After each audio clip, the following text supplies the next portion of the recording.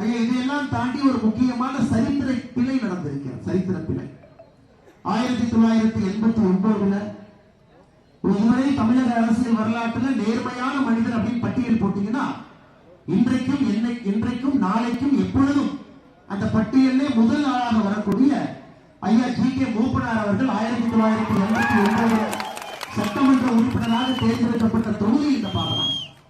உங்கள் அனைவருக்குமே தெரியும், இந்தியாவில் ஒரு தமிழன் பிரதமராக வருவதற்கு முழு தகுதி இருந்து கிட்டத்தட்ட பிரதமராக வருவதற்கு ஒரே ஒரு மனிதர் மூப்பனார் அவர்களை பிரதமராக வரக்கூடாது என்பதற்கு சரி பண்ணார்.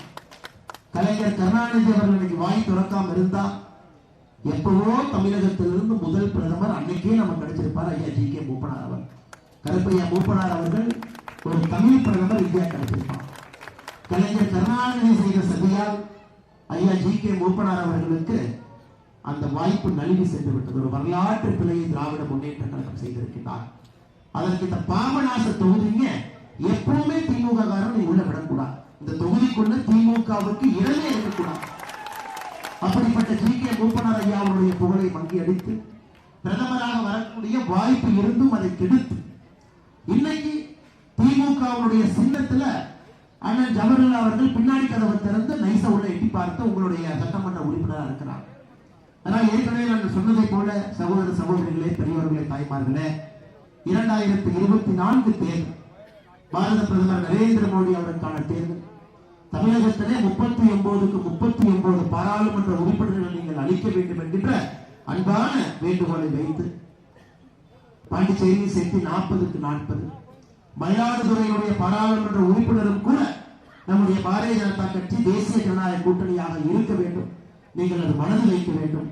தமிழகத்தினுடைய அரசியல் மாற்றத்தை நம்முடைய சமகாலத்திலே பார்க்க வேண்டும். இந்த தீய சக்தியை அகற்ற வேண்டும். நம்முடைய சமகாலத்துல தமிழகத்திலும் அந்த மாற்றத்தை பார்க்கணும், தேசியத்தை பார்க்கணும். பாராளுமன்றத்திலே 450 எம்பிக்கள் கூடும் பொழுது தமிழகத்தில் புதுச்சேரியிலிருந்து 40 எம்பிக்கள் அங்கே அமர்ந்திருக்க வேண்டும். நம்முடைய கையிலே அந்த வாய்ப்பு இருக்கு. மற்றவர்கள் செய்த வரலாற்று தவறை நாம் செய்ய வேண்டிய அவசியம் இல்லை. சகோதர சகோதரிகள், நம்முடைய கையில நம்முடைய ஓட்டு நம்முடைய விரல்ல இருக்கு. மோடி ஐயாவுடைய கடினமான முயற்சிக்காக, தமிழகத்தினுடைய வளர்ச்சிக்காக அவர் பாடுபட்டதற்காக, நம்முடைய பாரம்பரியத்தை காப்பாற்றுவதற்காக மேற்கொண்ட நடவடிக்கை, நம்முடைய தாய்மொழியான தமிழ் மொழியை உலக அரங்கிலே கௌரவப்படுத்தியதற்காக 2024 நீங்கள் அனைவரும் கூட நம்முடைய பாரத பிரதமர் நரேந்திர மோடி அவர்களுக்கு வாய்ப்பளித்து இந்த தொகுதியிலும் கூட பாரதிய ஜனதா கட்சி தேசிய ஜனநாயக கூட்டணி வருவதற்கு நீங்கள் துணை இருக்க வேண்டும் என்று சொல்லி இன்னைக்கு பாத்தீங்கன்னா இந்த தொகுதியில நான் படித்து முடித்த பிறகு, நான் சொல்லி முடிச்ச பிறகு நிறைய நண்பர்கள் மேல வருவாங்க. மோடி ஐயா அவருடைய ஆட்சி காலத்துல நிறைய திட்டங்கள் மூலமாக பயன்பெற்றவர்களை மேல கூப்பிடுவாங்க.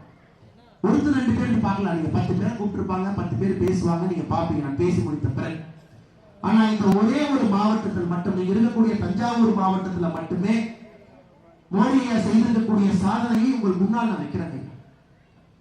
இன்னைக்கு மோடி ஐயாவுடைய கனவு ஒரு வீட்டிற்கும் கூட குடிநீர் என்பது குழாயிலே வர வேண்டும். சகோதரிகள் நிற்கிறீங்க, கடினமா வேலையை பார்த்துட்டு பாரதிய ஜனதா கட்சியினுடைய கூட்டணிக்கு கால் கடுக்க நின்றுட்டு என்னுடைய தாய்மார்கள் சகோதரிகள் நிற்கிறீங்க.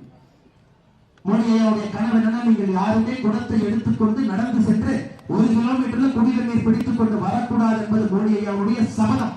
கனவில்லைங்க, சபதம்.